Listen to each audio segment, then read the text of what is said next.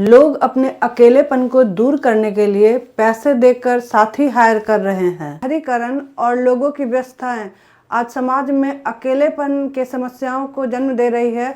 बहुत सारे लोग हैं जो अकेलेपन के शिकार हो रहे हैं। जो लोग अकेलेपन के शिकार हो रहे हैं, अब से पहले ये लोग सोशल मीडिया पे अधिक से अधिक वक्त बिताते थे और सोशल मीडिया से भी इन लोगों को अब जो है उस तरह से जुड़ाव नहीं रह गया है। वो लोग भावनात्मक रूप से उससे नहीं जुड़ रहे हैं, क्योंकि सोशल मीडिया जो है वो एक ऐसा प्लेटफॉर्म है जिसमें हम लोग जुड़ते तो हैं सोशल मीडिया से, लेकिन अगर आप स्टार्टिंग में जुड़ेंगे तो आपको बहुत अच्छा लगेगा। फेसबुक है, इंस्टा है, आपके जितने भी लाइक्स आएंगे तो आपको अंदर से बहुत खुशी होगी।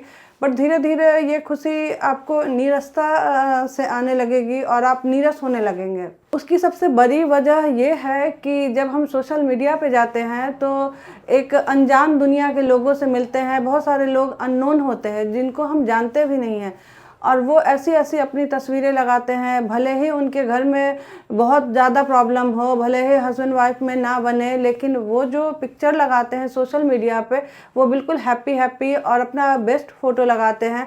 और जिसको देख के, या फिर वो अपने माता पिता की सेवा नहीं कर रहे हैं, माता पिता की उपेक्षा कर रहे हैं। बट आप देखेंगे कि मदर्स डे पे सभी लोग एकदम माता पिता के साथ फ़ोटो लगाएंगे, और जिसको देखकर आधे लोग तो शायद डिप्रेशन में ही चले जाएं। तो इस तरह की समस्याएं हो रही है। तो अब क्या है कि लोग चाह रहे हैं कि कोई ऐसा हो जिसके साथ बैठकर आमने सामने बात करें। बट बदलते जीवन शैली, शहरीकरण, लोगों के पास टाइम ही नहीं है कि एक दूसरे को वक्त दे सके, एक दूसरे के साथ कुछ पल बिता सके। तो अब शहरों में एक नई जो समस्या आई है लोनलीनेस की, अकेलेपन की, तो इसके लिए जो है वो एक स्टार्टअप भी शुरू हो गया है। अब इसमें क्या होता है हम समझेंगे।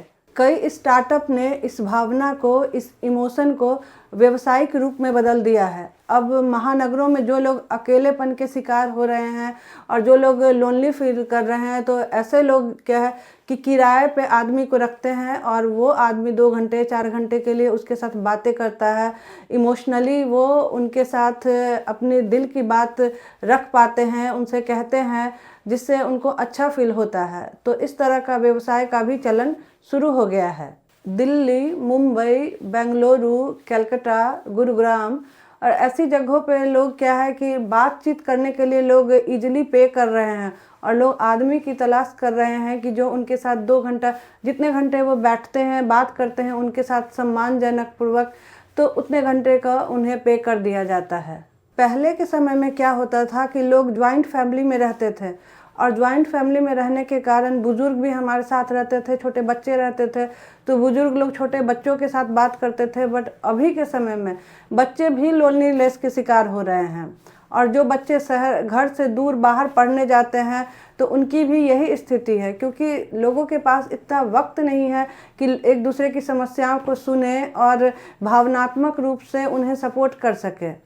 इस तरह की जो सेवाएं हैं, उस तरह की सेवाएं जापान के साथ साथ कुछ और भी अन्य देशों में है, जहां लोग चाय पीने के लिए, कॉफ़ी पीने के लिए, या कुछ घंटे साथ घूमने के लिए, या बात करने के लिए, या फिर कुछ दिन के लिए साथी किराए पे लेते हैं। भारत में रेंट ए फ्रेंड जैसी सुविधाएं अभी उतना प्रचलन में नहीं है, लेकिन अगर आप भी अकेलेपन के शिकार हैं तो कुछ ऐसे टिप्स हैं जिन्हें अपनाकर आप अपने अकेलेपन को दूर कर सकते हैं।